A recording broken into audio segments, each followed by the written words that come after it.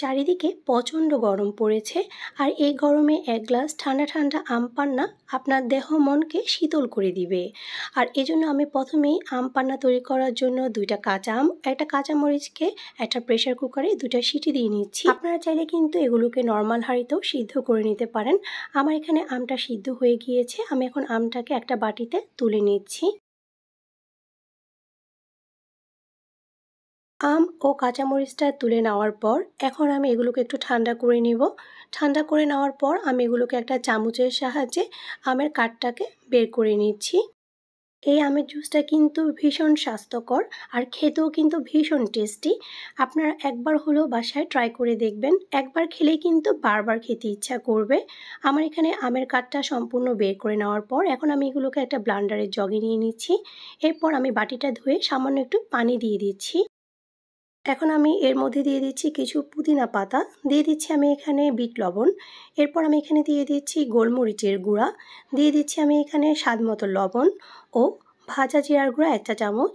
এরপর আমি এখানে 2 টেবিল চামচ পরিমাণ চিনি দিয়ে দিচ্ছি। চিনিটা কিন্তু আপনাদের স্বাদ অনুযায়ী বাড়িয়ে অথবা কমিয়ে নিতে পারবেন। এরপর আমি এগুলোকে ব্লেন্ড করে নিচ্ছি। ব্লেন্ড করে নেওয়া হয়ে গেলে আমি এগুলোকে একটা পাশে রেখে দিচ্ছি। এরপর আমি এখানে একটা লেবু স্লাইস করে কেটে নিচ্ছি।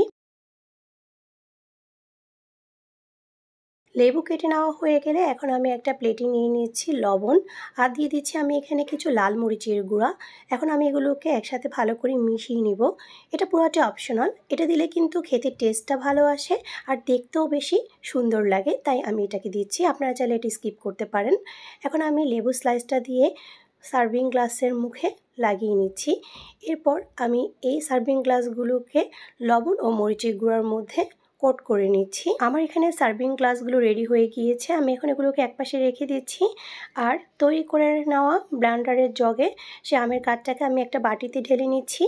এরপর আমি এখানে দিয়ে দিচ্ছি কিছু বরফের টুকরা আর দিয়ে দিচ্ছি আমি এখানে লেবু স্লাইস 2 টুকরা। এখন আমি এখানে ঠান্ডা পানি দিয়ে দিচ্ছি, পানিটা আপনাদের পরিমাণ অনুযায়ী দিবেন। এরপর আমি এগুলোকে একটা হ্যান্ড হুইস্কের সাহায্যে ভালো করে মিশিয়ে নিচ্ছি। আমার এখানে আম পান্নাটা একদম রেডি। আমি এখন এগুলোকে পরিবেশনের জন্য সার্ভিং গ্লাসে ঢেলে নিচ্ছি। এই গরমের দুপুরে এক গ্লাস ঠান্ডা ঠান্ডা আম পান্না আপনার দেহ মনকে একদম শীতল করে দিবে আর সেই সাথে আপনার শরীরটাকেও ঠান্ডা রাখতে অনেক বেশি সাহায্য করবে। এটি স্বাস্থ্যের জন্য ভীষণ উপকারী। আপনারা একবার হলেও এই কাঁচা আমের সিজনে এই আম পান্নাটা ট্রাই করে দেখবেন। আশা করছি আপনাদের সবার কাছে অনেক বেশি ভালো লাগবে। রেসিপিটি ভালো লেগে থাকলে এবং আপনারা যদি ট্রাই করে থাকেন তাহলে অবশ্যই আমাকে কমেন্ট বক্সে জানাতে ভুলবেন না। আর রেসিপিটি ভালো লেগে থাকলে অবশ্যই আপনাদের ফ্রেন্ডস ও ফ্যামিলির সাথে শেয়ার করবেন। আজকে এই পর্যন্তই। আল্লাহ হাফেজ।